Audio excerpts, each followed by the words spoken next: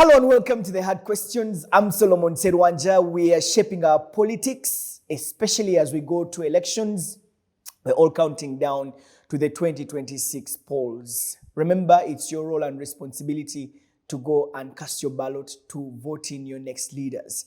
And so today we are going to discuss our elections. We also pay attention to the biggest story of the week, that is the abduction of Robert Chagulanyi's bodyguard, Eddie Mutwe, Eddie Sebufu, who we commonly know as Eddie Mutwe. He was abducted. Later on, the CDF posted on his official account that he was in the basement learning Runyankole. Later on, he was taken to Massacre Court and he was seen to be frail with a lot of injuries. He will be appearing in court. Today we speak to a man who has been in politics, but also a man who has been the head of the army. Today we are privileged to be speaking with General Gregory Mugisha Muntu. General Muntu is one of the founding members of the Alliance for National Transformation political party. He is also a former army commander and a veteran politician in this country. General Mugisha Muntu, thank you so much for joining us once again on the show. Welcome. My pleasure. Certainly. We last had a conversation and we talked about a lot of things.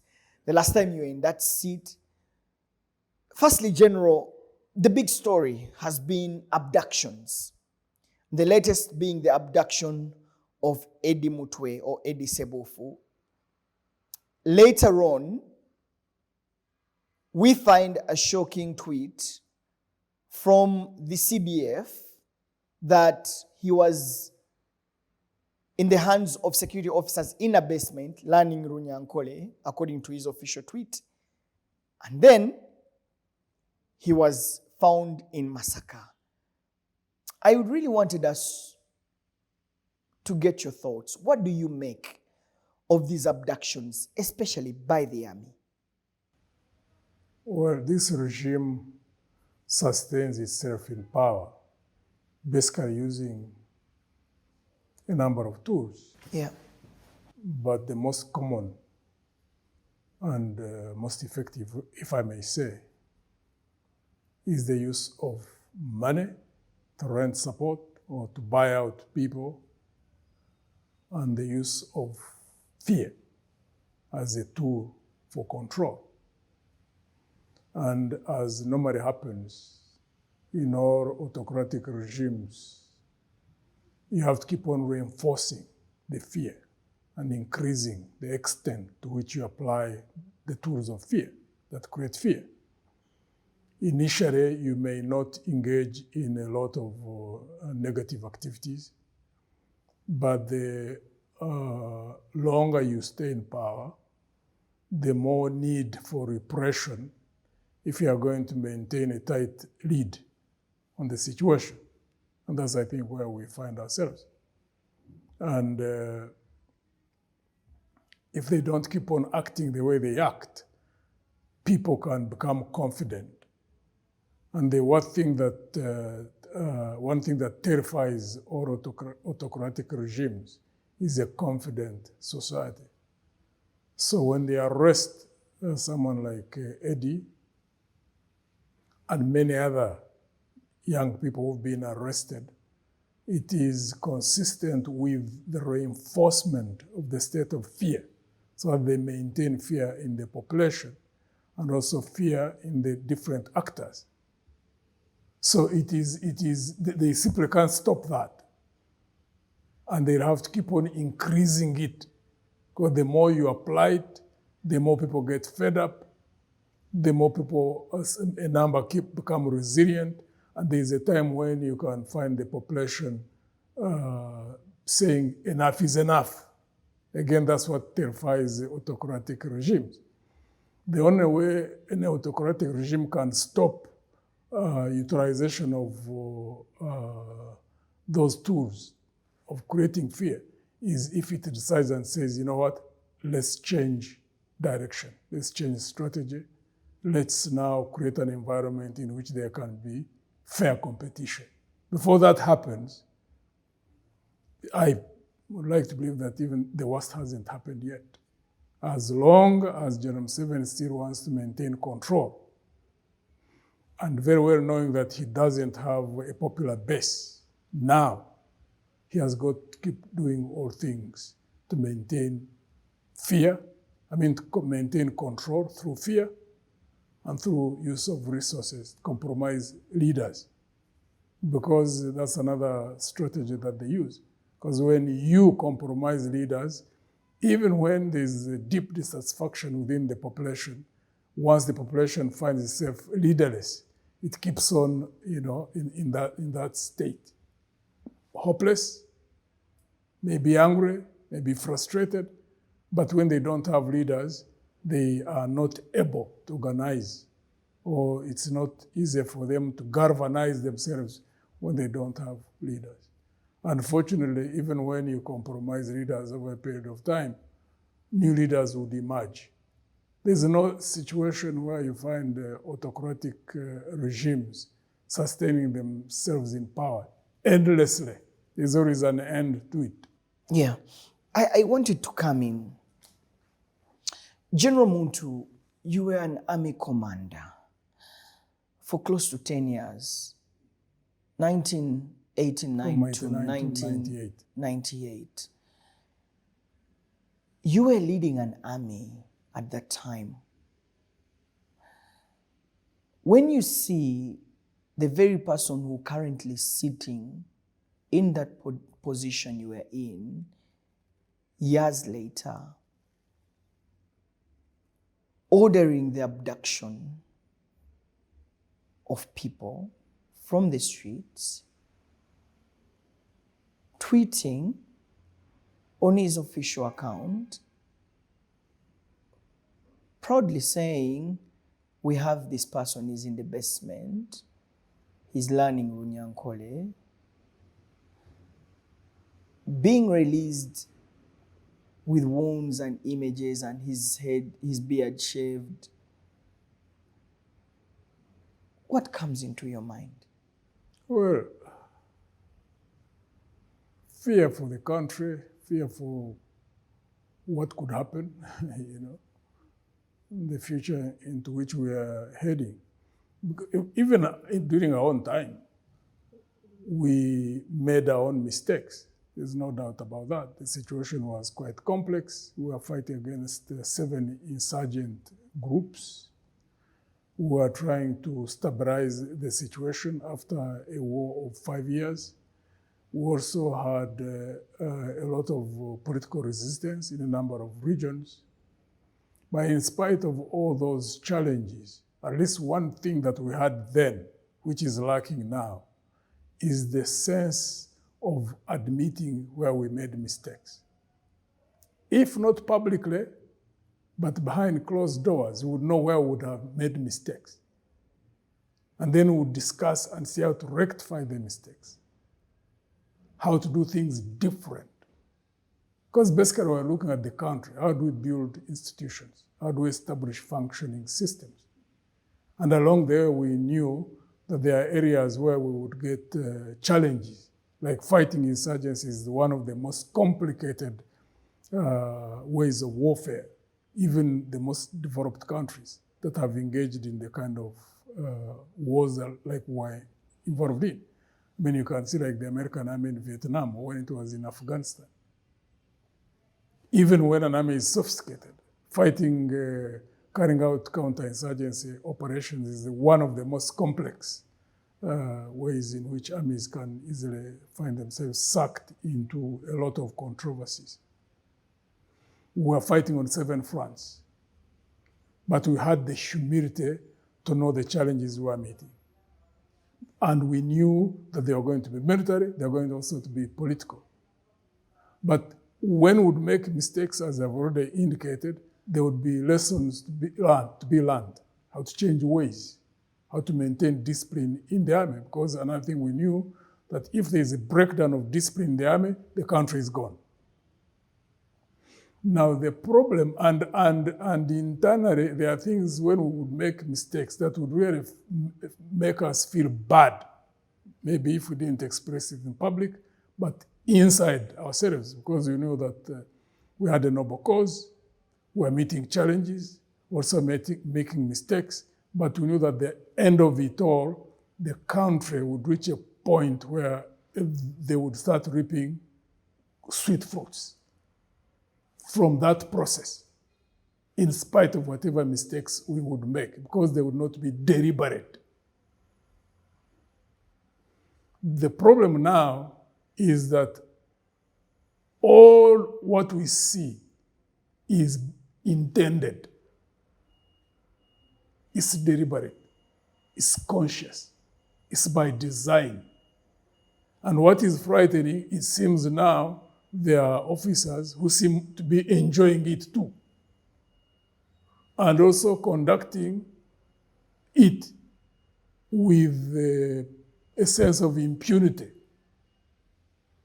While in our case, when we'd be making mistakes, we knew that they would be making us vulnerable, because we wanted eventually to create a system where governance would be rooted in the will of the population. That's why now there is a contradiction. So we'll do a number of things as a way of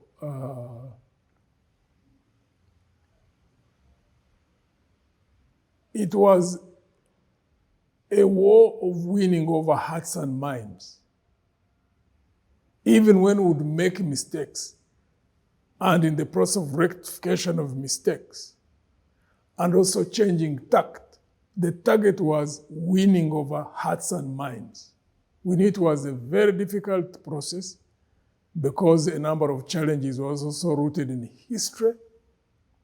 But we knew that if we gave it our best, eventually we'll reach that situation where the population would say, yes, in spite of the mistakes that were made, it was worth it.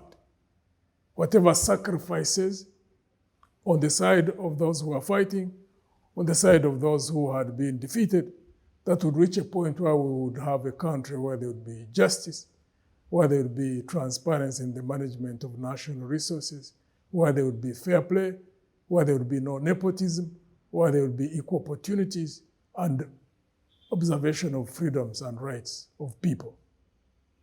Along the way, we lost that major end state that we desired to build.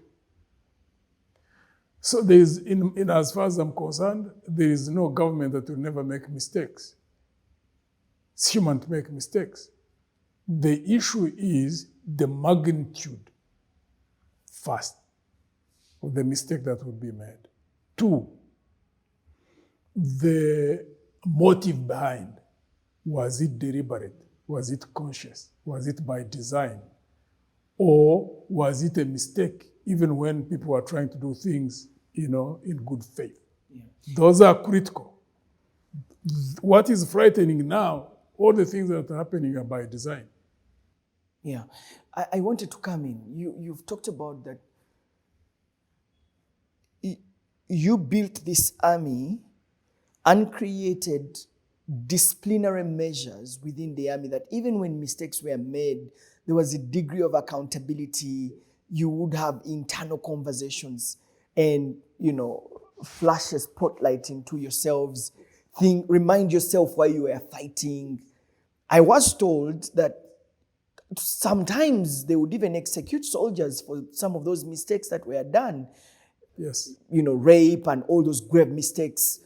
People, soldiers would be shot down to act as an example. There was a degree of discipline that was within the army, and that's a firm foundation that you laid.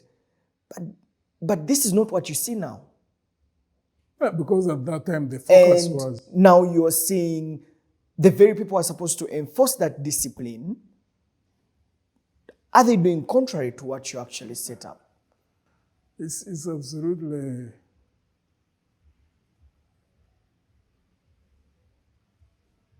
I just simply can't even understand how a CDF can act in the manner in which Gen Muhoozi acts, and then the commander-in-chief just simply doesn't act. It just simply baffles me. But then it is really a reflection of the absolute shift from what we originally intended to do and now. Because now the main intention is how the regime can hang on to power. Maybe then it was still in its nascent stages at the top by Gen Muhoozi, but the rank and file, our main focus was how to build an army as an institution. How do we ensure that the army is absolutely disciplined and also becomes a foundation for stability in the country, regardless of which government is in power? Because we also knew that the government would change. And that's why we were very active in behind the scenes and in some cases direct when the constitution was being written to have a term limits clause in the constitution. Because we knew that, there's a time when we would now have to shift from the earlier practice where once we took power, because NRM and NRA were linked. We actively discussed that, and some of us insisted that there must be a delinkage.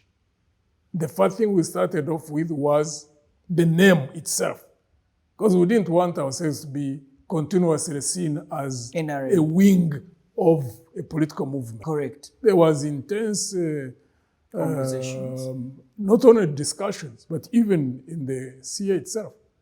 There are senior leaders. I remember the one who was leading the charge to maintain NRA was the Minister of Defense then. And we, on our side, were saying, no, change name. We need change from being National Resistance Army to Uganda People's Defense Forces. At least at a formal level, change the name, and then start working on the practical aspects of ensuring that the army becomes professional, becomes non-partisan, which has not been achieved yet, because there is still contention. There are those who want to use the army as a tool of, one, creating fear, sustaining that fear, so that they maintain a hold on to power, which is unsustainable, definitely. General, you had an opportunity of serving in this army. You joined the struggle. You were reporting to General Museveni at that time for 10 years. Yes. I would love to believe you know him to an extent. You know him partly in the military. You were so close. You know what he stood for or what he stands for in terms of discipline within the army. Yes. What do you think goes through his mind when he sees these things that are happening right now? I think he's conflicted. Because on one side, he would want to see a disciplined army. But on the other side, he wants to hang on to power. The two are in conflict. Because for him to hang on to power, he must do what he does with the army and intelligence services and police. He must misuse them for purposes of control, creating fear, so that he can sustain himself in power. So, on the balance of factors, that's more important. Him hang on to power is more important than anything else. While he may have a desire to see a disciplined force, there's no way you can use a disciplined force to do the things that they do. For example, in elections, in general elections, in by-elections. He abuses those institutions, abuses his power. Because hang on to power to him is the topmost consideration over everything else. So in that regard, until he still wants to hang on to power, he'll keep doing the things that he does. Unless somehow he changed his attitude and said, okay, let me either two things. If he said, okay, let me influence the institutions and create an environment in which there can be fair competition, and then he participates. If he's willing to lose, and accept the loss. That's one option. Second option, to say, you know what, let me create an environment in which I can bow out, but for purposes of leaving a legacy, ensure that there is a free, fair, transparent election. Okay. As I bow out, at a psychological level, you Yeah. can see that he's not yet ready for any of the two yet. Yeah. So expect what is happening to continue happening, possibly even worse, Yeah. as long as he still wants to come back, So, which he seems to be jeering for. so General, are you trying to tell me that General Museveni is pleased with what General Muhoozi Kainerugaba is doing? If he wasn't, he would have acted already. I don't see how you can let a CDF remain in office for a year plus, considering what General Muhoozi has been doing. One, participating directly in politics when he's still in uniform. And then the reckless manner of communication. The CDF position is a very, very sensitive position, more so in a country like this one, which is, not yet fully stable, really, when you look at the different factors. So for him to let the situation keep on hanging out there and him not acting, there can only be two possibilities or three. One, that's what he wants to happen. Two, that he would want that situation controlled, or he wouldn't want it to happen at all, but he's trapped. What do you mean trapped? By whatever considerations he may have, because I don't know. I don't know at the psychological level whether Gen Muhoozi being his son, whether that affects him psychologically. That's also possible. I don't know. Because unfortunately, leaders, you cannot take the leader into an environment where they would be psychoanalyzed. So we just keep on watching, and the situation evolves. Eventually, we get to know which of the different factors is affecting him. That is, if he wants to act, but he's still incapable of acting. Because the longer it takes, him not acting, the more it undermines the image of the army, undermines the image of the country, affects officers psychologically. Because all those generals active in the army know for sure. Those who don't know must have a problem with their thought processes or with their levels of analysis. They would know that none of them can do what Gen Muhoozi does, and survive in that position even for a month. They should know that. So you can imagine a situation where there is a CDF who keeps doing that, not once, not twice, not three times, but over and over, and they see nothing happening. They are human beings. So if you're a president of a country and a commander-in-chief, really, you shouldn't desire to have that kind of situation, or your officers, leaders of an army who make sacrifices as they do, many of them inside the country, others outside, serving outside the country, with courage, with boldness, with commitment. You should not subject them to that kind of situation. It's not right. It's not fair. Yeah, and as a general who served in the army or who believes that you were up to something at that time, you got out your pen and you wrote to the president. And I just wanted to read a tweet that you put out, and you said, to the Commander-in-Chief General Yoweri Museveni, may I implore you to be guided by your own teachings over time about the recklessness of the past armies, that's the UA, UNLA, the consequences of their actions and impunity. You are the commander-in-chief. The buck stops at your door. Act. It is never too late. This came from a place. The army is a very sensitive institution. It's the foundation of stability in a country. So for him to put, to relegate this issue as if it is a non-issue,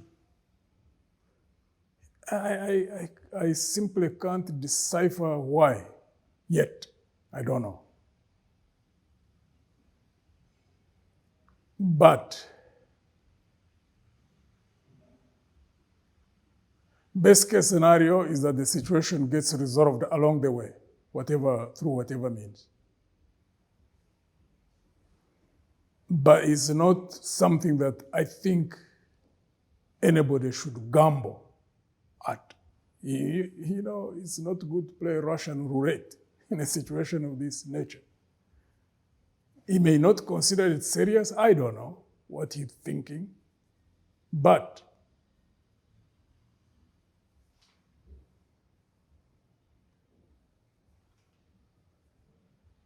he really needs to wake up to that fact. That it is absolutely,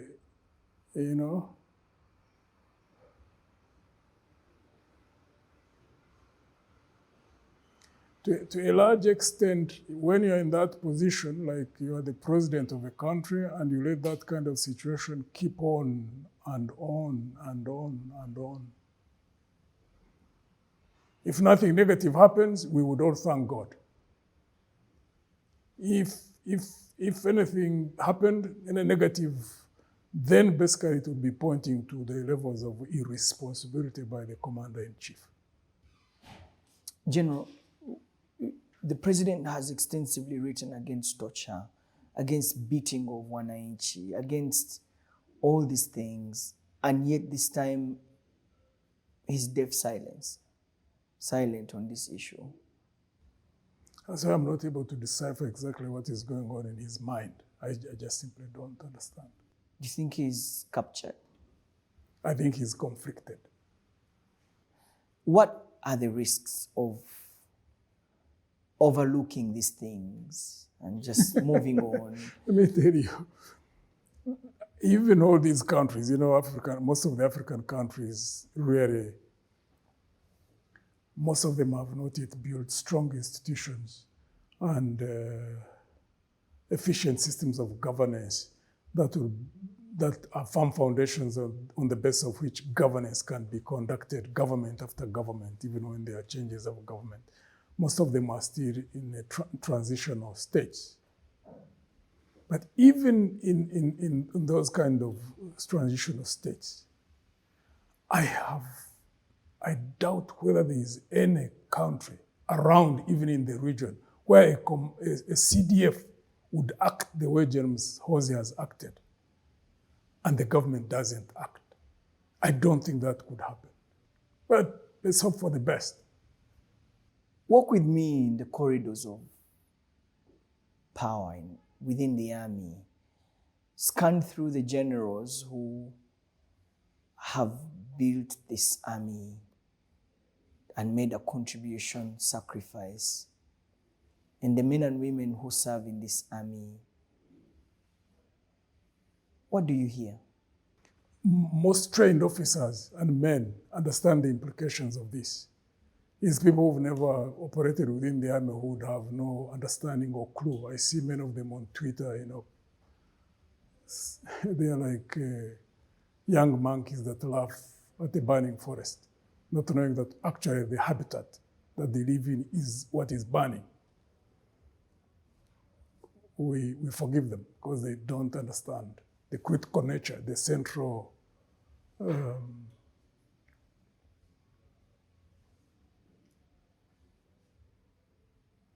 an army is at the core of the stability of the country.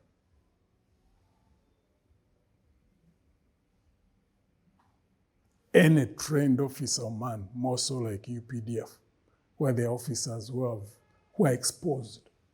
One, majority of them are well educated, majority of them are well trained, majority of them are well exposed to situations where they have seen failed states. Many have operated in Somalia, Central African Republic. Many see the problems of instability in South Sudan, DRC. In DRC. They know. They can't speak publicly. I recognize that, and that's how it should be. My hope is that at some point, there will be a way of how they can give firm advice in confidence, not in public, in confidence, the commander-in-chief. Somehow, they need to send a signal to him. Because this concerns us, all of us, 45 million people. This is a concern for those who are serving. As I've already indicated, UPDF has got officers and men who really, in spite of whatever mistakes they are made to make, but in terms of dedication to duty to the country, they do their best. So you don't subject officers and men who prove themselves to the extent to which they do. Put aside the mistakes they make in politics.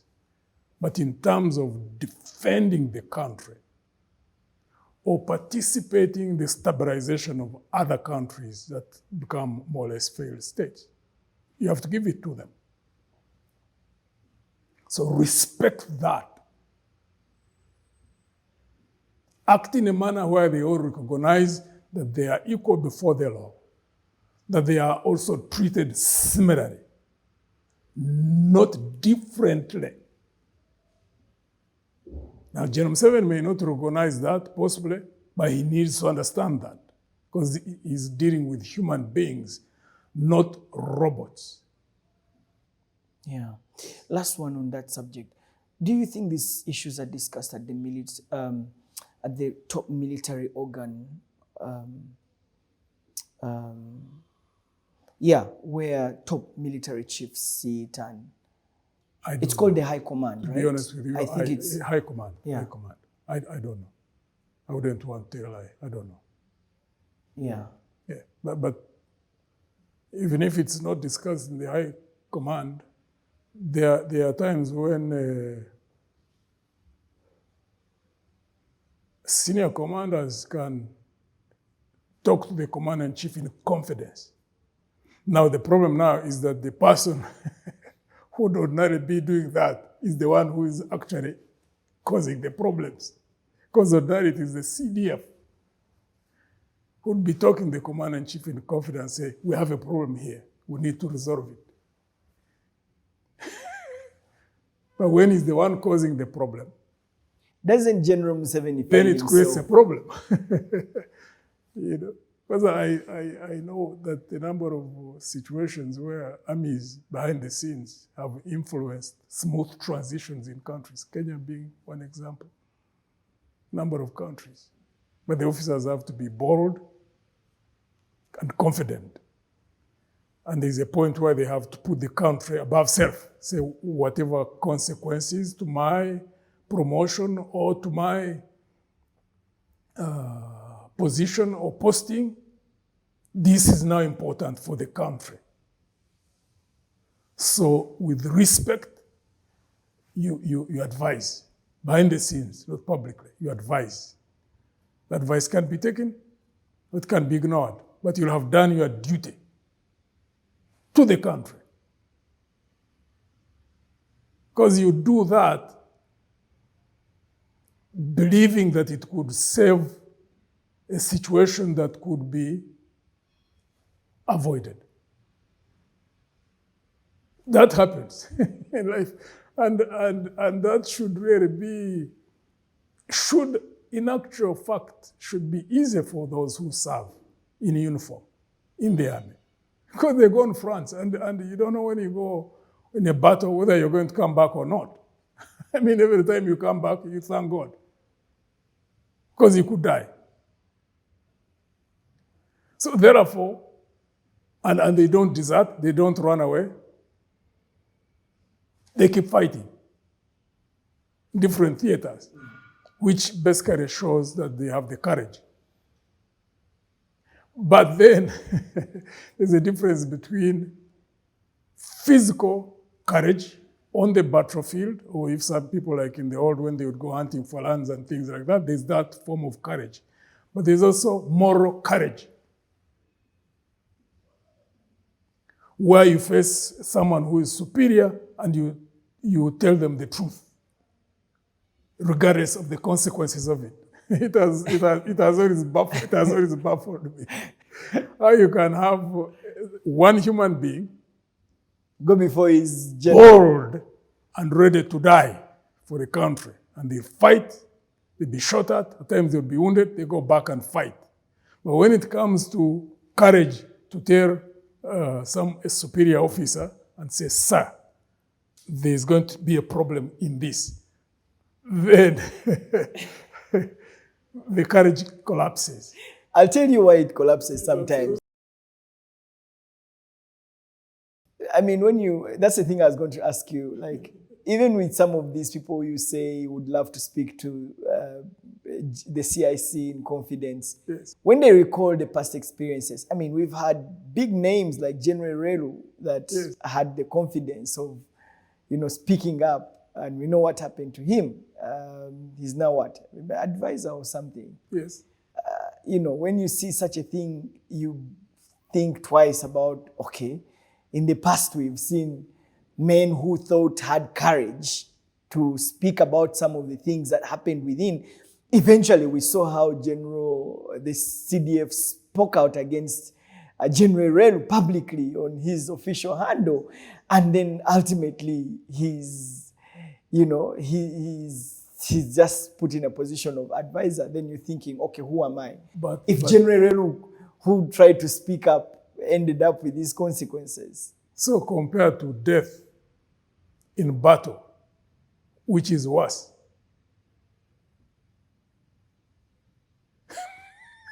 That's the whole point. Because these officers, even those who, like now who are retired, but they are still for the 5 years they are in the reserve. If they are called upon to fight for the country, they will come. They'll go and fight. They've been battle tested. They don't fear. So if you don't fear death on the battlefield, why should you fear demotion or not being deployed? Or even if there was death in that respect, how different is the death?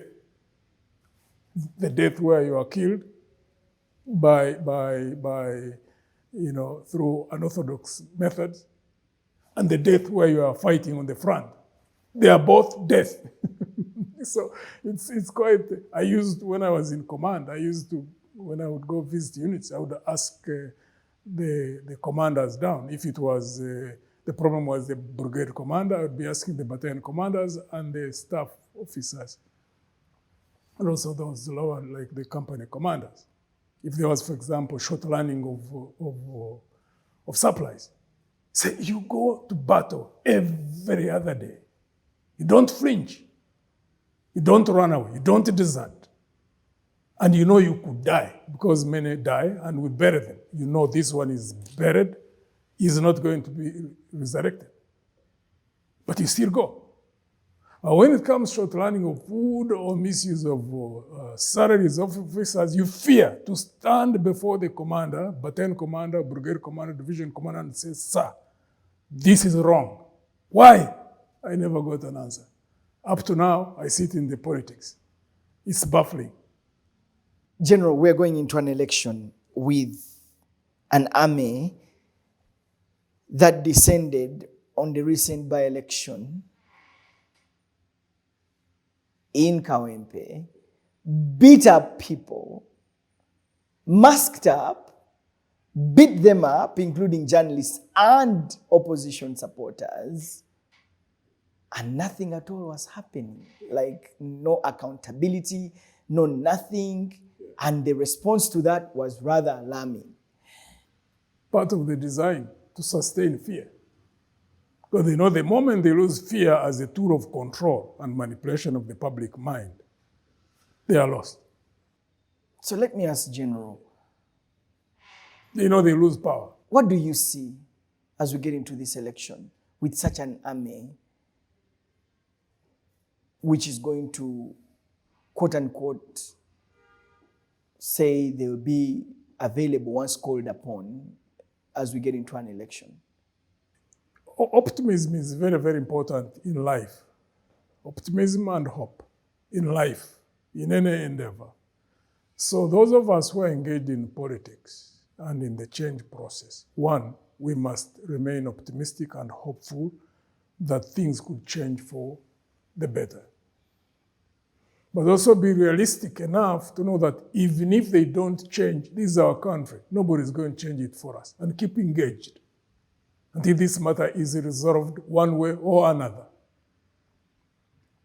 When you read the current environment, as we talk today, you are talking about Kawempe just a few weeks back. The signals is that the situation is going to remain the way it is, or even become worse. But at the same time, we must keep engaged, those of us who are involved in politics for purpose of transforming the country, to know that change always happens. Most times you don't know when. And if you disengage, then you cease influencing the direction of where things can go. So those who are not sophisticated enough to understand that can easily give up and lose hope. I don't know, hoping that the situation will change by itself. By how? Can't understand. But nobody's going to fall from Mars or Venus or come from any other continent to come and resolve our problems. We have to remain engaged until we resolve them. Along the way, will there be problems that we would meet? Absolutely, yes. Yes. High possibilities of there being continuous casualties. That happens. Always. In wars, military, a number of times in political wars as well, if the environment would not have reached a level of high levels of political consciousness where there is freedoms and rights observed by a sitting government, ensuring that there is justice, ensuring that there is transparency in the management, for example, of an electoral process. Before you reach there, before you reach that level, you have to know that it is incumbent upon those who are still existing under that negative situation, that challenging situation, to change it. So we don't have any alternatives anyway. Those of us who want to have a better future, we have to remain engaged until it changes to the point where we desire it to be. Mm-hmm. Yeah. Okay, I mean, do you think that the army should be involved in our politics as we go to the polls? In what? The army should be in the thick of our politics as we go to elections? The army should not be partisan. The army should be, okay, we need to have officers and men who are highly politically conscious, but not partisan. Mm-hmm. You need to recognize that change happens. I know they know that. You know? And also those of us who are in the opposition need to understand that the army is abused.